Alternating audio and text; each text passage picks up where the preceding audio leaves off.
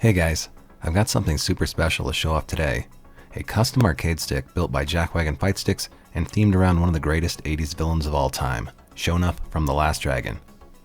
I discussed some concepts ahead of time with JackWagon to help shape this one, and what they delivered seriously exceeded expectations. Let's check it out. The build that he turned back is not just themed, it's fully customized top to bottom to match Sho'nuff's energy. We've got that red glow, the case contouring, and a villainous silhouette that pops right out of our base case shape. When we originally discussed it and JackWagon said he wanted to execute a Sho'nuff stick, I suggested the idea of having his hands break the shape of the case, reaching toward the player, and JackWagon totally ran with it. Then the panel cutouts follow the shape of his hands, and he added this brilliant glow-through effect under the acrylic so that it looks like his red energy is actually pulsing through the artwork. Beyond the standard A-button layout, I requested an extra slot for a custom macro, or in this case, an Antagonist button. It's an extra function that reverses a player's inputs, since that felt appropriately villainous for our theme here. I mailed him over a Sanjix V3 lever, but everything else was all him. Art, layout, construction, and the turnaround was crazy fast. From me mailing that lever to the finished build landing on my doorstep took around just 2 weeks.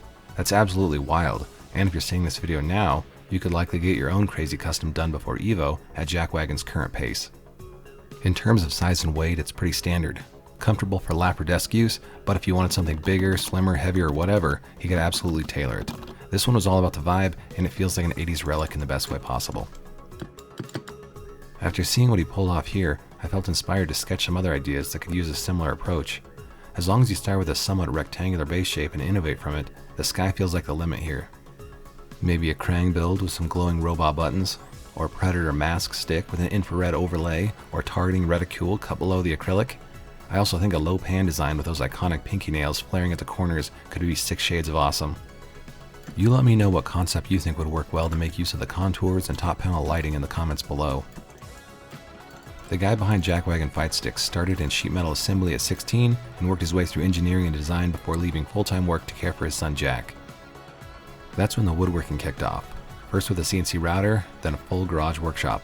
Flash forward to present day where he's got acrylic and wood fight sticks coming out of his shop. The Sho'nuff stick was an awesome build, and it takes a fair bit to impress me these days. The layout, the glow, the contours, everything was great. Pricing for customs is around that $400 price point. If you want to check out JackWagon's work or commission a custom of your own, use the link in the video description to visit his site. He's got ready-made models, and I'm really enamored with his full custom work.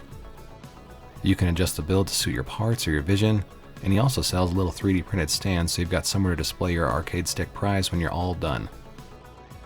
Huge thanks to JackWagon Fightsticks for sending this over, and I can't wait to see what they unleash next. Support your locals, and I'll see you next time.